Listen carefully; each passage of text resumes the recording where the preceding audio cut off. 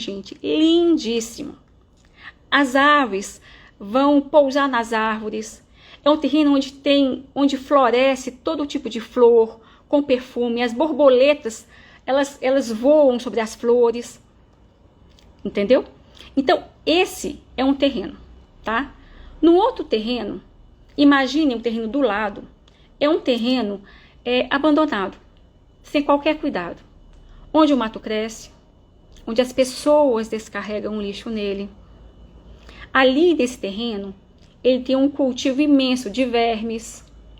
Esse terreno, os urubus fazem pouso diário nele. Vocês estão percebendo a diferença entre um terreno e outro?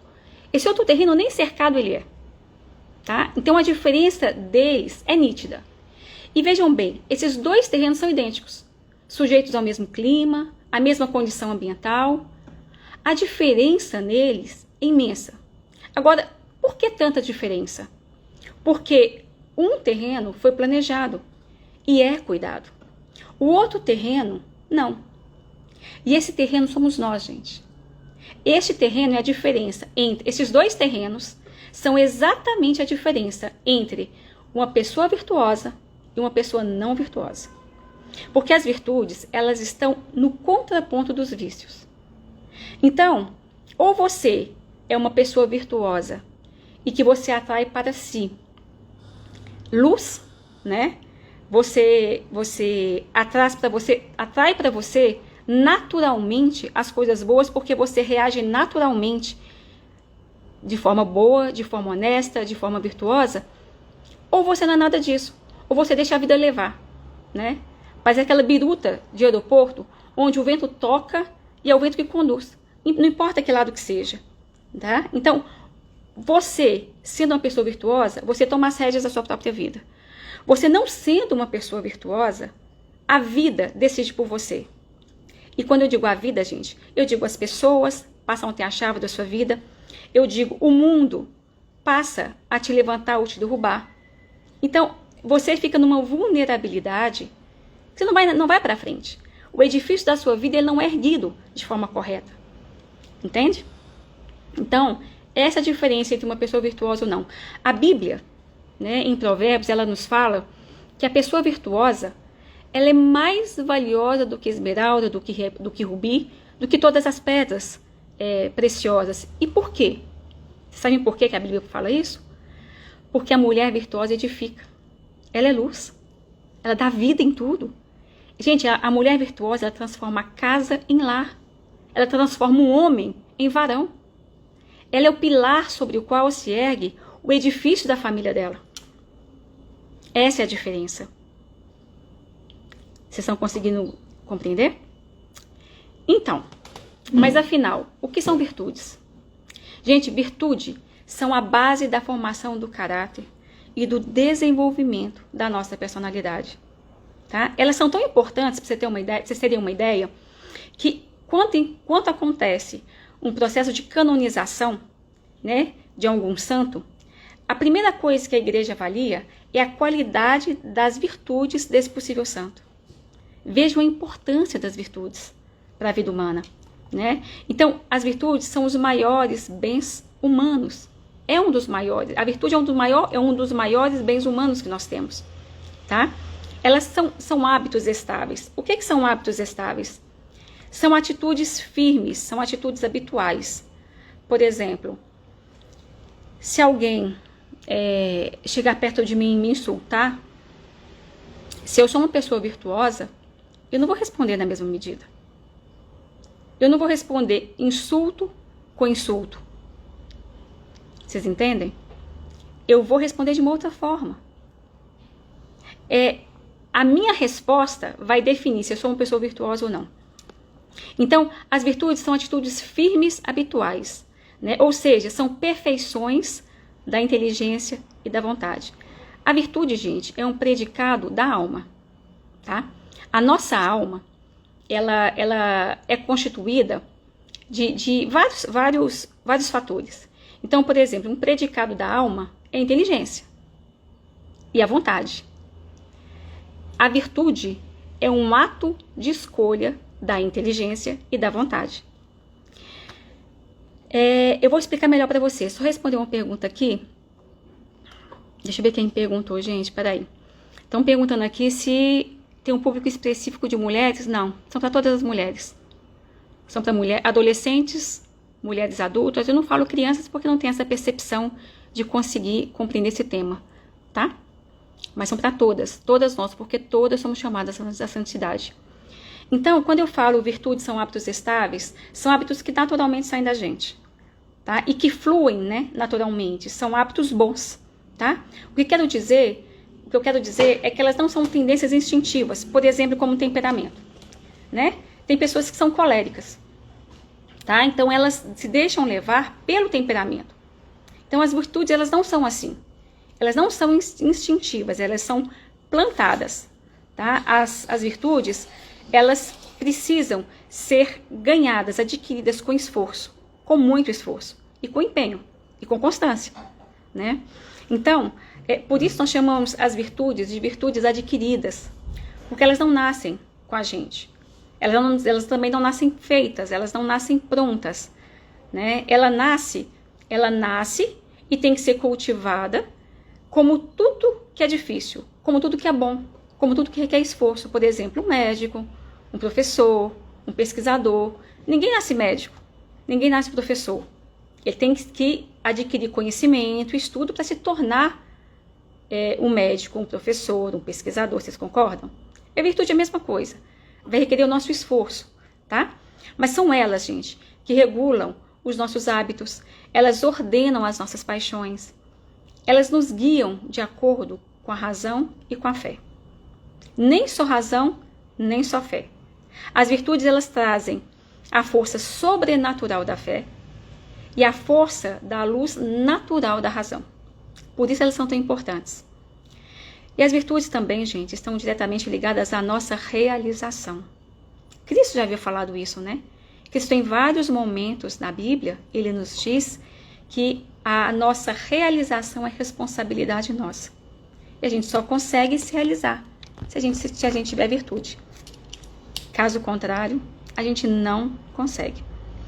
Bom, outra coisa que eu quero falar para vocês é que as virtudes, elas forjam o nosso caráter. E diferentemente do que a gente aprendeu, né, lá atrás, porque a gente aprendeu que o caráter é formado até os 9 anos, gente, não é. A gente forma o caráter até o fim da vida. Da mesma forma que a gente forma a nossa personalidade até o fim da vida. Então, as virtudes, elas forjam o nosso caráter. E a personalidade da pessoa que é senhora de si, da pessoa que é livre. A presença das virtudes, elas atuam diretamente no nosso comportamento. Por exemplo, é a virtude que vai definir qual é a forma que a gente enfrenta as dificuldades, que a gente enfrenta os deveres do dia a dia. Se a gente enfrenta com coragem ou se a gente enfrenta com reclamação. São as virtudes que vai definir a presença das virtudes em nós, que vai definir a forma como a gente se comporta diante das contrariedades. Por exemplo, se a gente é como aquela árvore, né? Aquele cedro robusto, sabe? Que diante das tempestades ele não se verga, ele se mantém firme sabendo que aquela tempestade vai passar. Ou é como aquela madeira carcomida, sabe? Que a qualquer ameaça ela se parte, ela se quebra. Então é por isso que a presença das virtudes ela é muito importante. E nós temos, gente, 2 tipos de virtudes. Agora a gente começa a entrar no assunto. Nós temos as virtudes teologais e as virtudes humanas, tá? As virtudes teologais, também chamadas de virtudes sobrenaturais, são 3: fé, esperança e caridade. Essas virtudes, elas são virtudes infusas. As virtudes cardeais, também chamadas de virtudes humanas, também chamadas de virtudes morais, são 4: prudência, justiça, fortaleza e temperança. Só que em torno dessas 4 virtudes cardeais, que são virtudes humanas, são virtudes adquiridas, permeiam, gente, mais de 200 virtudes. E esse é o nosso foco. Esse é o nosso foco com esse curso. Nós vamos falar sobre várias virtudes aqui. Por exemplo, virtude da ordem, como ser uma pessoa ordenada. Virtude do perdão, como perdoar. A virtude da paciência, como é que adquirir paciência? A virtude do silêncio, a virtude da abnegação.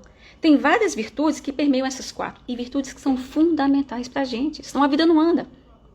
E são essas virtudes que transformam a nossa vida. Tá? O nosso foco nelas vai ser um pouquinho mais para frente. Como surgiram as virtudes humanas, gente? Elas foram conhecidas e estimadas, elas foram, né? Na verdade são conhecidas e estimadas há milênios, há muitos anos, pelos pagãos. Pessoas, gente, que não conheciam nada do organismo divino, nada. Elas foram condensadas por Platão. E depois de Platão condensou essas 4 virtudes. Depois de Platão, Aristóteles, né, e vários filósofos estoicos, como Sêneca, Epiteto, Cícero e outros, eles pegaram essas 4, se aprofundaram nelas e começaram a estudar várias outras virtudes ligadas a elas. Por isso nós temos mais de 200 virtudes. Na Roma Antiga, na Grécia, na Ásia, para vocês terem uma ideia, o valor das pessoas era medido pelas virtudes que elas tinham. Olhem a tamanha importância das virtudes. E um fato curioso é que as virtudes, até há milênios, eram cultivadas. E até o século passado, por volta da década de 60, elas pararam de ser cultivadas. A nossa cultura ocidental parou de cultivar as virtudes. E foi aí que o caldo entornou. E foi aí que começaram a surgir pessoas desajustadas, pessoas desequilibradas, pessoas fracas. Pessoas que não conseguiam, né, manter casamentos. Pessoas que se deixavam levar pela cultura. Pessoas que não tinham essa base para a graça de Deus atuar. Então, tem pouco tempo, relativamente pouco tempo, da década de 1960 para cá. Então, é preciso que a gente tenha em mente que as virtudes sempre foram cultivadas há milênios, tá bom? Aqui estão pedindo, gente, para isso, falar sobre as 4 virtudes. Alguém já respondeu aqui, Tatiana respondeu. Então é isso, as virtudes a gente precisa estudar, e eu falo com vocês. Aliás, eu prometo para vocês, e olha que prometer uma coisa não é fácil, né? A gente tem que cumprir. Mas eu prometo para vocês que se vocês levarem a sério esses estudos, vocês vão ver a transformação na vida de vocês, tá? Olhem só, hoje nós vamos começar sobre as virtudes teologais, tá? A gente vai só citar um pouco das virtudes humanas, mas nós faremos as virtudes teologais em primeiro lugar. Tá tudo bem até aqui? Me falem se tá tranquilo, se vocês estão entendendo, ou se eu tô falando muito rápido.